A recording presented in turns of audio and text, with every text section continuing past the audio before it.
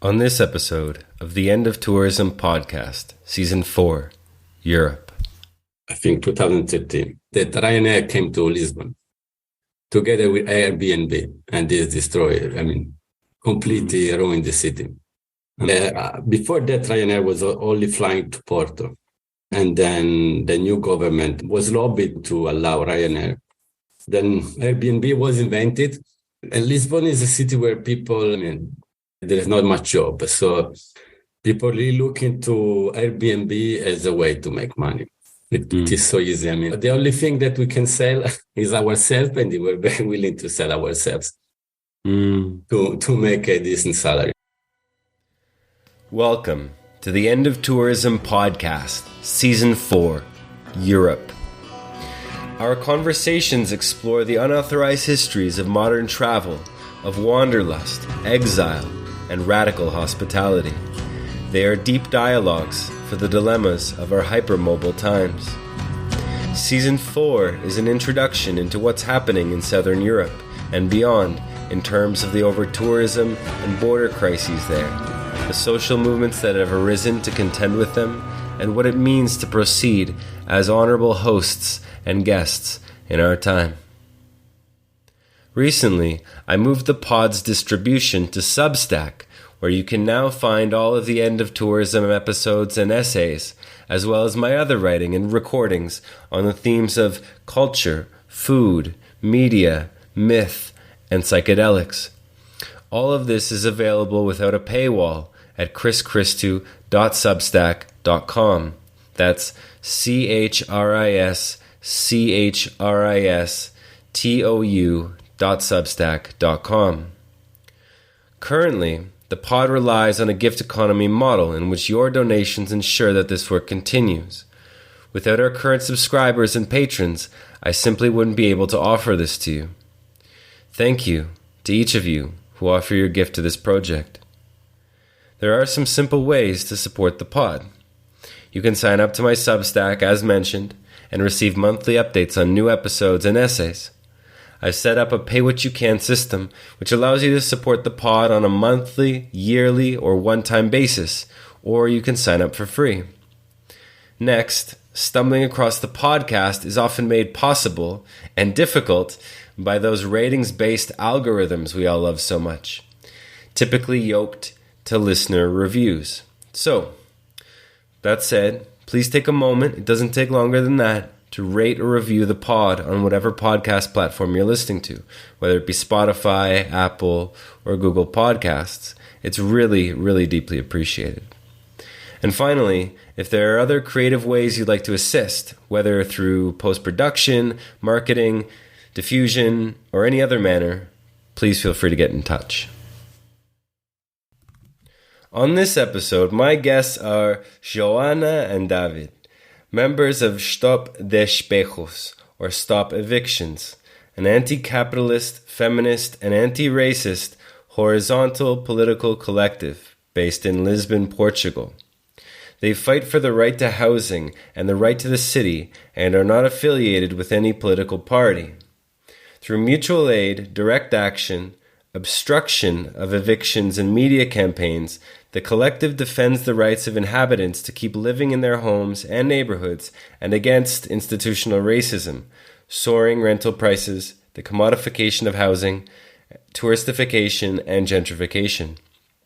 As an autonomous grassroots movement, Stop Despejos believes that a truly inclusive city can only be achieved by collective organization and solidarity networks between its inhabitants.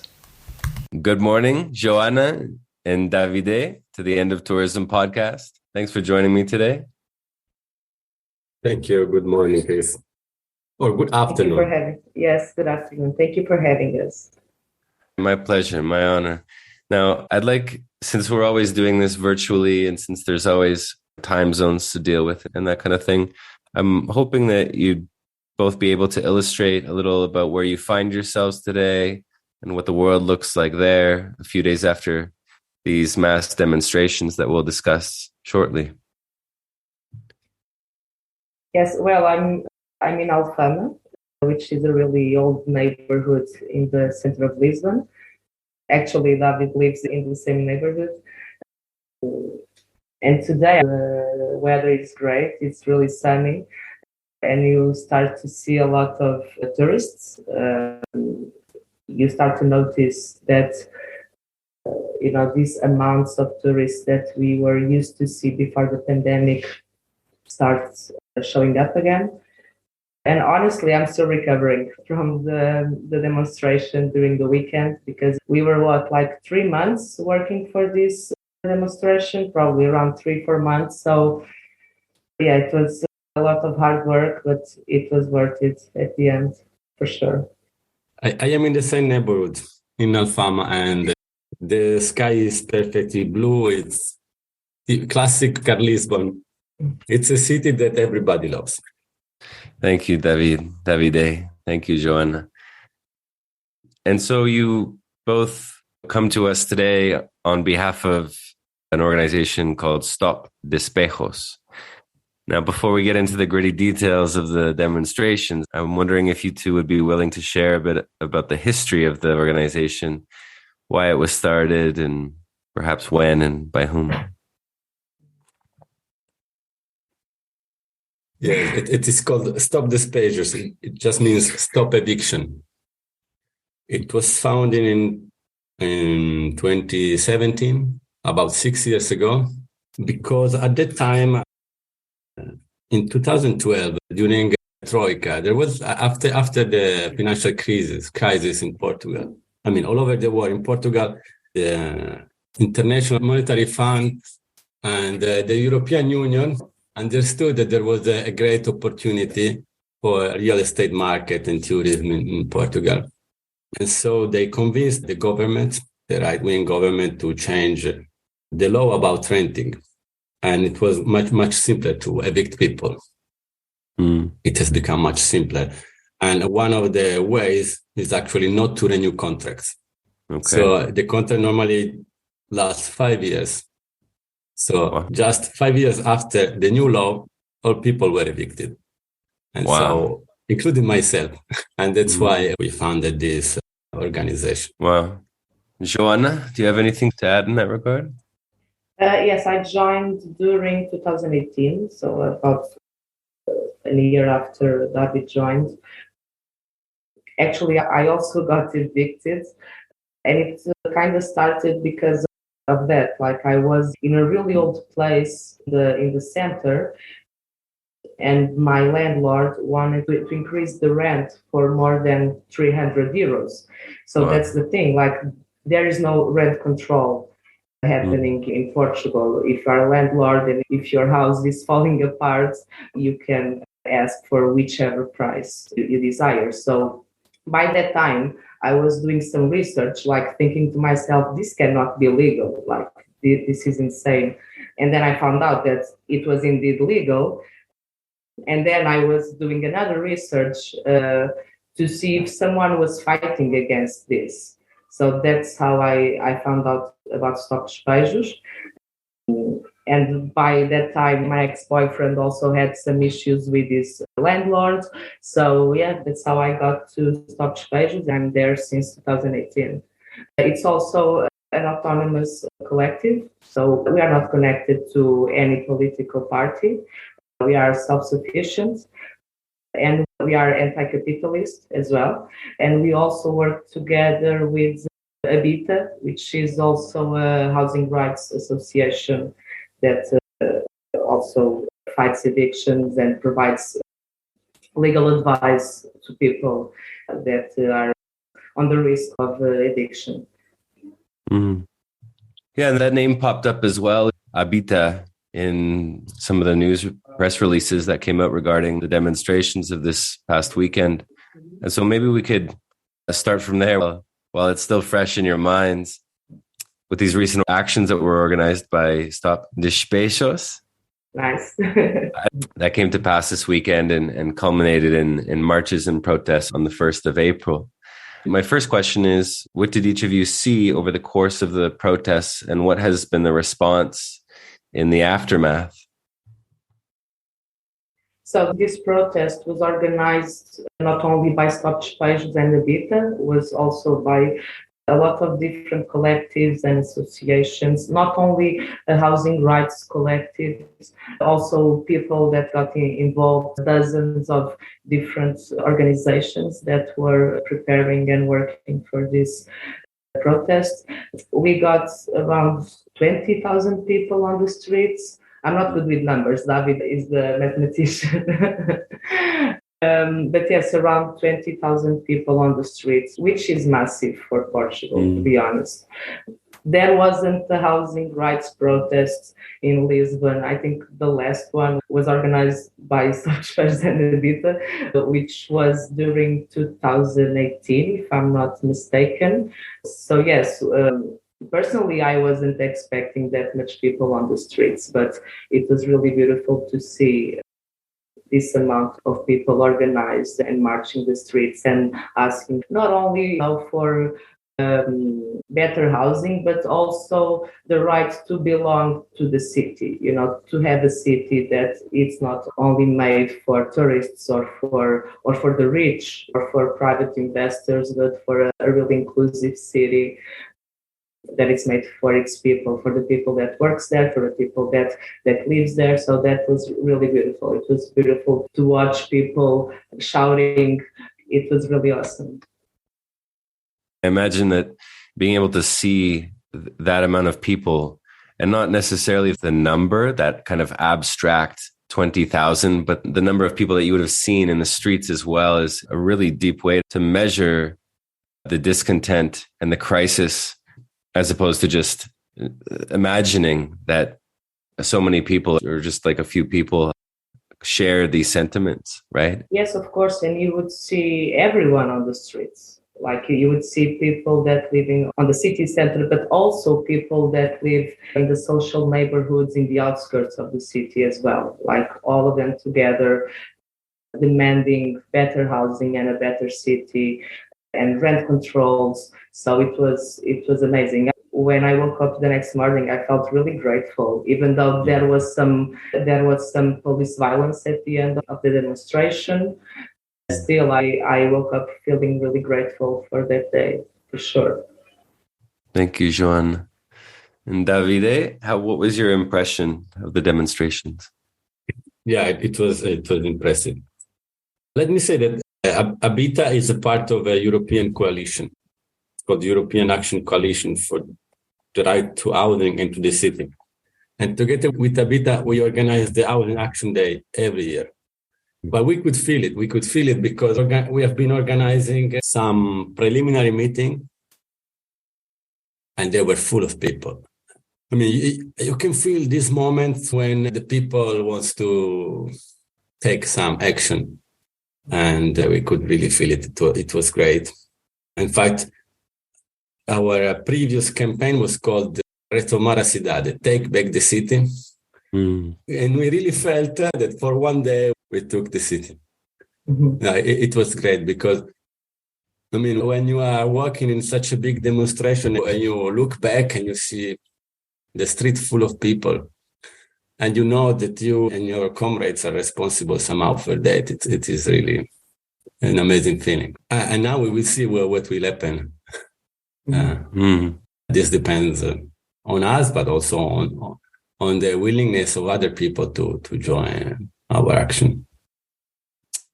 So doing, the research that I could online, when I started looking up the protests, Lisbon, online in the English-speaking world anyways, there was clearly this kind of Associated Press release that came out, because every Anglophone media outlet that I could find that had put something out in this regard had the exact same wording. Yes. Right. And you can start to realize very quickly what's happening in that regard.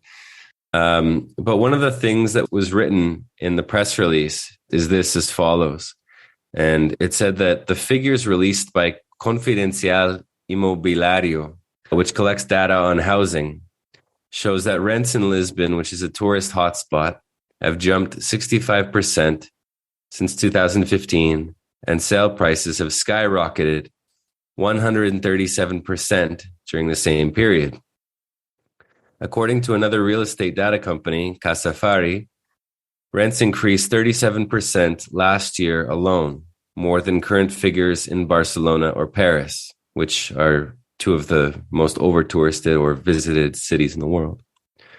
Low wages and high rents have made Lisbon the world's third least viable city to live in, according to a study by insurance brokers CIA Landlords. And that's not a joke, CIA Landlords. Anyways, so I imagine reading this, I imagine that it hasn't always been like this, right? And I'm wondering if you could each tell our listeners a little bit about how this came to pass. I know you mentioned the change of the law, of the 5-year lease law, and I guess how you've both seen the city change in the course of your time there. Yeah, I must say that apart from the new renting law, so what happened also in, I think, 2013, that Ryanair came to Lisbon together with Airbnb, and this destroyed, completely ruined the city. Before that, Ryanair was only flying to Porto. And then the new government was lobbied to allow Ryanair. Then Airbnb was invented. And Lisbon is a city where people, there is not much job. So people really look into Airbnb as a way to make money. It is so easy. The only thing that we can sell is ourselves, and we're very willing to sell ourselves to make a decent salary. It was really perfect because it's full of people that wants to come to Lisbon because it's such a beautiful city. And we just have this to sell, the city itself. And so all the neighborhoods, the central neighborhood of Lisbon were flooded with Airbnb. It's really incredible. And with Airbnb in town like that, without any regulation, everybody can rent how many houses or flats you want in whatever situation they are. So the prices skyrocketed. You go from 1,000 euro per square meter to buy a house. Now it's 5,000. Wow. People maybe bought a flat for 100,000 euros and now they sell it for 500,000 euros. Like that. Wow. And now it's even getting worse because when in 2017 I was evicted, my rent passed from 500 euros per month to almost the double. But now I know of people renting a small flat, like for 1,500 euros per month. And the salary is still the same. And then a lot of real estate investment. Really, all the big players in real estate investment, they just came to town. They started to build luxury condos. There are luxury condos everywhere in town. Really everywhere. It's crazy. You see construction sites everywhere. But for whom? For nobody, because all these luxury condos are actually empty. They're just houses that are bought and then sold after a few years and things like that. They're just made to store money, essentially. So there are a lot of economic factors. Like one is tourism and the other real estate speculation. And this is all also promoted by the state itself. It's not just a matter of, it's the state also giving tax benefits to these private investors, also to digital nomads, that come here, and they are the ones that can pay all these high rents because the minimum wage in Portugal is around 740 euros. And you can find, and there's basements that are 700 euros per month, basements. I don't know nowadays exactly how much is a one bedroom apartment in the center, but I would say it's around 1,000 euros. You can easily find a one bedroom apartment for 1,000 euros per month. Yeah. Speaking of tourism and Airbnb, we can't really speak about these themes anymore without speaking about, there's other names we could use, but digital nomads. And this was another thing that was brought up in the English press releases, is around this question in Europe referred to as the golden visa. And in the report, it's written that the current socialist government announced last month that a housing package, among other measures, ended the controversial golden visa scheme and banned new licenses for Airbnb properties. Critics, however, say it is not enough to lower prices in the short term. Now, given that I imagine that you two make up some of these critics, I'm curious if you could explain a little bit for our listeners about what that golden visa program is or was, and what it has done to the city and culture in Lisbon, if not the country as a whole. The golden visa program is basically the state giving tax benefits to residents from outside of the European Union. And all they need to do basically is to buy a property for at least €500,000. And also to create some jobs, but in practice, they just need to buy a property. So what happens is a lot of companies are also increasing the prices of the houses because they know that someone will buy it for those prices. So that's one of the consequences of the golden visa. And actually, the government is not ending the golden visa. It's just making some changes and changing the name because they are still giving tax benefits to someone that wants to invest in Portugal. So this is basically the so-called socialist government financing people and companies that are already rich. So it's basically the state giving money to the rich. And these measures are not enough. I mean, this government is only socialist by the name. It's not socialist in practice because even those measures that aim to put Airbnbs in the market, it's still the state giving tax benefits to those landlords, to those people that own Airbnbs. Let me be just a little bit more precise. You know, Portugal belongs to the Schengen area. So if you have a Portuguese visa, you can travel everywhere in Europe. So this golden visa program was a way for anyone outside the European Union to get a visa for the Schengen area by buying a property. And so it is really something terrible. I mean, to actually sell visas to rich people, it has to do a lot, not just with the fact of making the housing market crazy because, of course, the price is skyrocketed. But also it has to do with money laundering. And it was really, really a bad thing for Portugal in general. And also this idea of digital nomads. It's somehow similar. It targets other kind of people, not the super rich from, I don't know, China or wherever.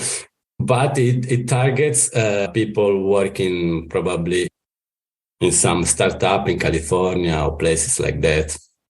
It's just a way to make life easier in Portugal for rich people and more miserable for people in Portugal. Because the problem is that the economy is not very solid in Portugal. And so instead of investing money in building a better economy, they just trying to attract people that already have money. It's becoming like economically very depending of money from abroad, from money from tourism, money from people that actually work abroad. Just a nice place to live for people from outside. And the people from the inside, well, too bad for them. Yeah, the main issue is that the digital nomads usually come to live here earning salaries, wages from their home country. So they come to live here with salaries from the United States, for instance. So for them, it's not paying €800 for rent is really cheap, which is not for us. So that's the inequality here. Yeah, and that the place is more often than not, I mean, you could say almost always, but we'll say more often than not temporary in the eyes of the digital nomad, the tourist, perhaps even the people who purchase the golden visa, because there's always this sense of, well, I could do this somewhere else, right? Because there's other places to be a digital nomad, there's other places to be a tourist, there's other places to get golden visas and on and on. And so I wanted to ask about the kind of, we'll say, blowback or perhaps xenophobia that can arise from these things and does and has. It's something that I've seen here in Oaxaca over the last 7 or 8 years, especially in the last couple of years with inundation or flooding of this place with, again, digital nomads, over tourism, Airbnb. And it's been hard personally, but it's been easy visually to watch a kind of resentment and xenophobia grow against foreigners here as a result of this gentrification and culture loss.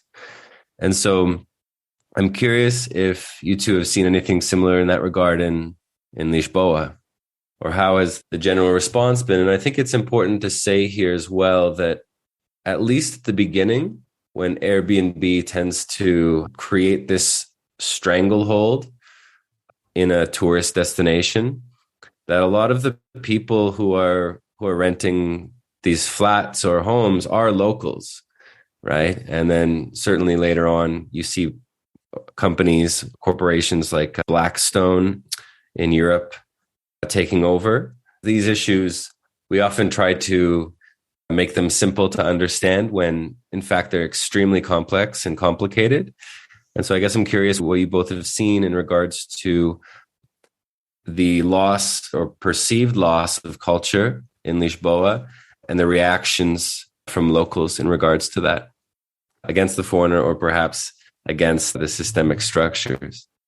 Yeah, it's a really interesting question. I would let David go first if you have already something on your mind. Well, I don't think Portuguese people are very vocal in the xenophobia. As a foreigner myself, I never faced it. I mean, in general, they're quite polite. Racism is always against Black people or the gypsy. I mean, there is some vague resentment against tourists, but not too much. You don't feel it too much. I mean, I don't feel it. So yes, me neither. I mean, you have people that feel really annoyed by tourists, especially people that lives in the center. Obviously, they feel annoyed, but I wouldn't call it hatred. In the same way that I would call hatred towards immigrants from Nepal or from India. Those are the ones that I would say that get more hatred. And also the gypsy community and people from social neighborhoods. Immigrants that live in social neighborhoods. So I wouldn't say that there's a lot of hatred towards tourists themselves. I would say only like annoyance, because there's also people that really believes that without tourism we would have no economy. They cannot imagine the end of tourism. Let's put it this way: they aren't capable, of imagining a new economy that wouldn't depend on tourism. And you could see that during the pandemic. So I wouldn't really call it hate, only annoyance. Let's put it that way. Yeah. And you'd mentioned earlier that the current socialist government is socialist by name and not in practice. And I'm curious how Stop Despejos sees the necessity of making change from the grassroots, or if there's a possibility of doing that on the electoral level. It has to happen on the grassroots level. Yes. Yes. We do not trust that a political party will solve the issue, because this is an issue that has been increasing over the years, and the state itself helps the increase of this issue. So we truly believe that in order for the change to happen, we need to be organized. People need to be organized. It's only through those grassroots movements that we feel that we are able to really create a radical change, a structural change. This is beyond political parties. I think it's more about the people and those grassroots movement. That's why we do not associate ourselves to any political party, even though some of them try. But yes, our work is based on social movements and with people. We have tried to stop a lot of evictions that were not made by private landlords. They were made by the state. So that's another reason. Me personally, I don't trust the state or political parties because the state itself is also able to evict and to destroy people the right to adequate housing and the right to live in the city. So that's why we need to work with people and to work with the grassroots movements. I would say that we are more like, let's say, ecologist movement. We are really for system change and not to change inside the system. But I must say that some people that used to belong to our organization, that are really still very close to our organization, they founded a new movement for a referendum to ban Airbnb.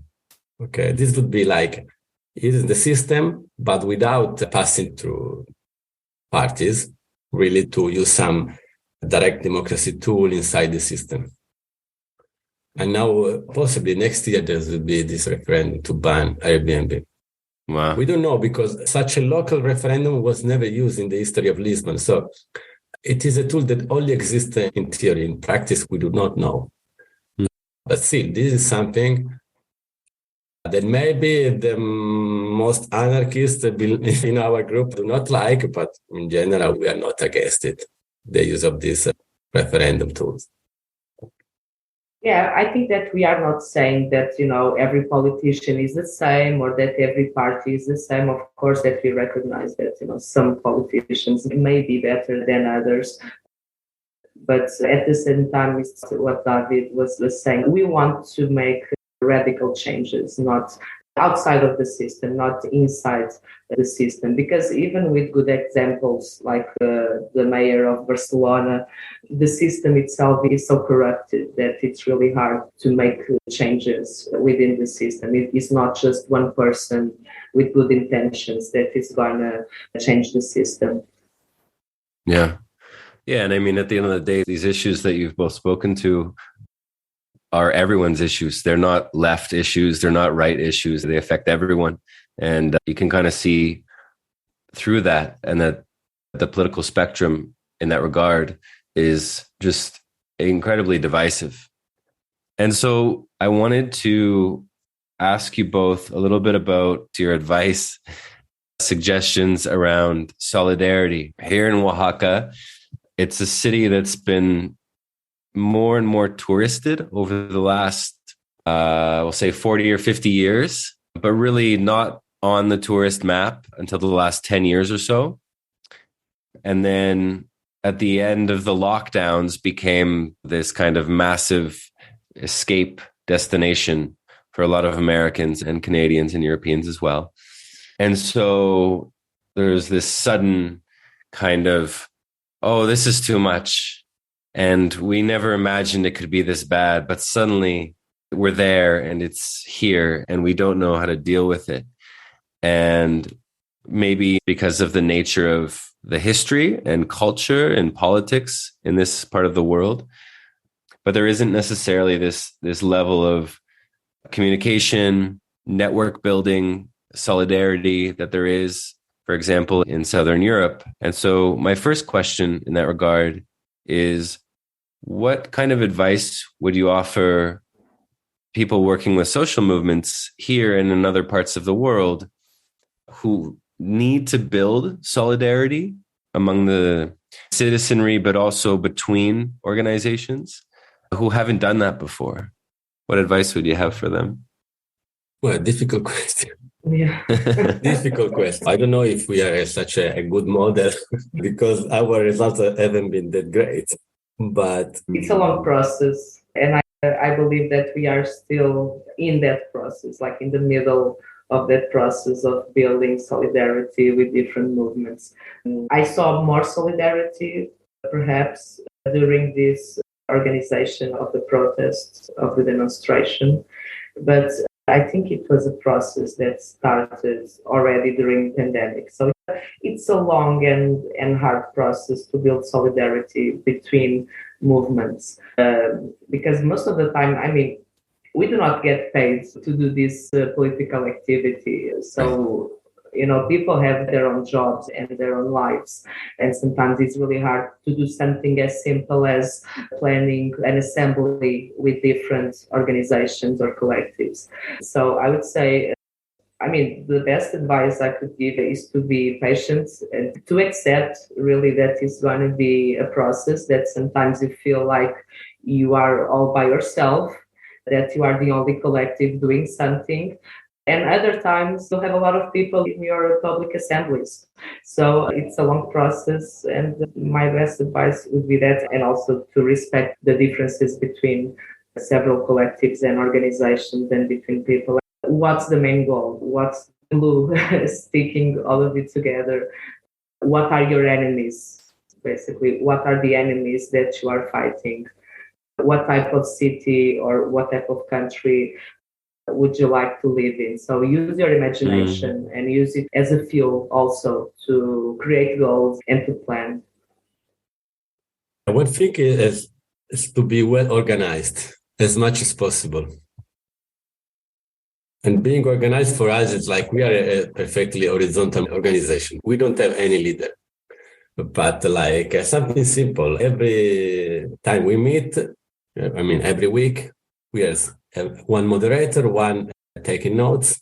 And then another thing which is important is kind of a blend between action and study. It is important to study, to grow one's understanding. But also it is important to actually act. You need to actually meet people that are in this situation you are fighting against. You need both action and study.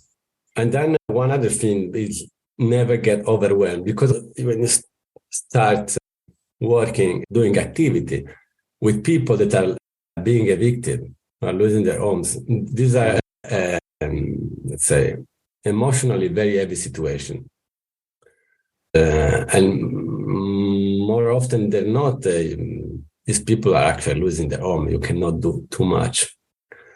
And so it is important that you don't feel guilty for that. You don't spend all your life trying to save others people's lives. Because if you do that for 6 months, then you quit the struggle. So it's better to keep like a lower profile, but to be consistent during the years. Well, thank you both for that. And then the other side of the question, or the coin of the question. So the first one was regarding social movements. And then this next one is speaking to individuals. There's been this, for me anyways, this clear view towards tourism as a kind of escapism that masquerades as freedom of choice, especially for those of us in the Americas, right? So the pandemic deepened that, to say the least. And as a result of people getting to choose where they live, the places they choose generally suffer as a result, regardless of people's good intentions or even good behavior. And so sometimes it's hard to resist the urge to blame the foreigner and to focus on them instead of the system and the structures of oppression that it produces. But at the same time, we need the foreigner in the context of digital nomadism and tourism and the golden visa. We need each of those people to understand their consequence in the world. And so finally, I'd like to ask you both, what advice would you have for the tourists and expats who want to experience Portugal or who already live there, who perhaps want to act and proceed as responsible residents, for those who would want to visit? A tourist must know that if he comes to Lisbon, or she comes to Lisbon, she will spend most time staring at other tourists like him, or just like an ecosystem just made of tourists. If tourists here live actually in a strange ecosystem made of just of tourists, then I think it's kind of not a very nice experience. So to be more precise, half of the time a tourist will look at his smartphone, and half of the time other tourists like him. I think this way of living or traveling, it's is very superficial. You don't get anything to come to Lisbon or to any other place in the world just to spend time looking at on your smartphone or looking at other tourists like you. But this is like more a moral statement. I mean, people should look inside themselves to start doing things which are more meaningful instead of just doing things that they happen to do because everybody does the same thing. Yeah, it's a difficult question. I agree with David. I also worked on the tourist industry years ago. And I remember I got the feeling that the tourists in Lisbon kind of felt deceived. They would ask me all the time, where are the locals? Where can I find locals? You know, I only see tourists around me. Like, can you recommend me a place where the locals go and so on? So yeah, I would say the tourist basically it's not worth it. You know, it's not worth going to Lisbon, spending holidays. It's not just a matter of personal responsibility, because I understand that people work and they feel the need to spend the holidays on some cheap destination, and Lisbon is really cheap for a lot of tourists. It's more about systemic change, but at the same time, I believe that we still need to have some sort of personal responsibility. So I'd say just go somewhere else where it's not too touristified.